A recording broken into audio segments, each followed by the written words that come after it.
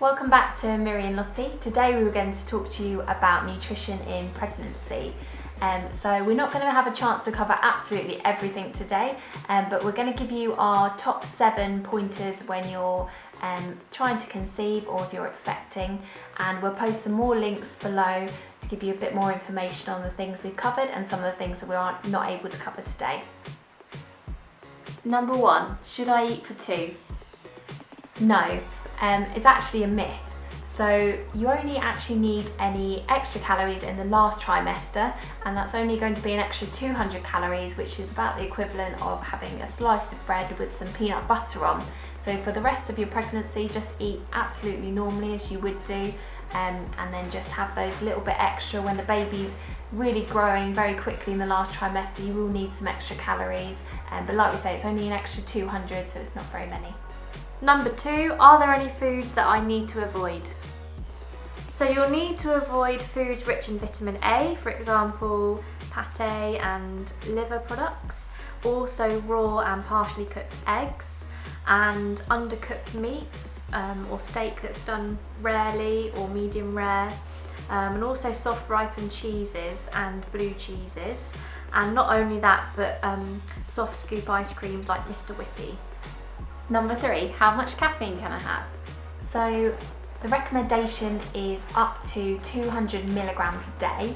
So what does that actually mean? So this could be 2 cups of instant coffee, or it could be 3 to 4 mugs of tea a day.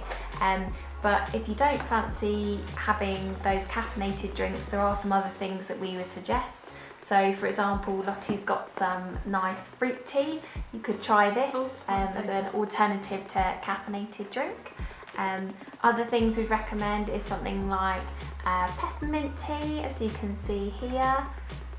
It's not focusing. Or you could try ginger tea, which is also really good if you've got any nausea or any morning sickness. That can help. Thing I'd be a little careful with is this, so green tea. This does contain some caffeine, but not quite as much as your normal tea. So you could have a few more mugs of this a day, but just be careful because it does have some caffeine in as well. Number 4, how much alcohol am I allowed to have? So currently the UK guidelines state that you can't have any alcohol during your pregnancy. Number 5, what supplements should I be taking? So you should start taking a folic acid 400 microgram supplement before you're trying to conceive and for the first trimester once you're pregnant. Also alongside this, you should take a 10 microgram vitamin D supplement for your entire pregnancy. Now some women, if their diet isn't very varied, then we would recommend taking a pregnancy multivitamin, which will just cover you for everything if you're a little bit concerned. Number 6, how much weight can I expect to gain? So you can expect to gain between 10 and 12 kilograms throughout the whole of your pregnancy. Obviously this varies from person to person, and you'll see most of the weight gain in the last trimester. Number 7, can I exercise during pregnancy? So yes, you can exercise during pregnancy.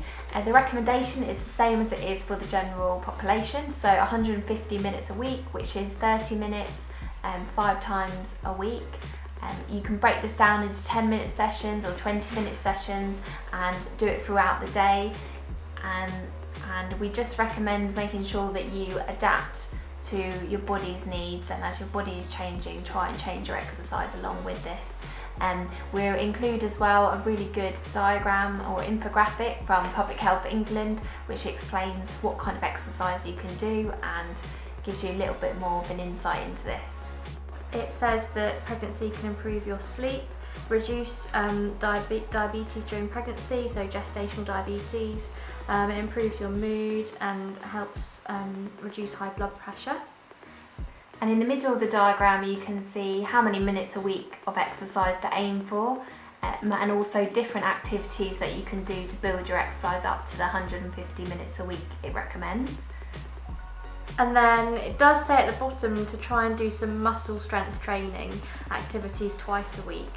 But it does also say listen to your body and adapt, and just be careful not to bump the bump. Thank you for watching our video. Like we said at the start, we'll post some really useful links below because we haven't had time to talk about everything to do with nutrition in pregnancy. Don't forget to follow our Twitter and our Instagram, and we've now got a Facebook page as well, and also subscribe if you want to see more.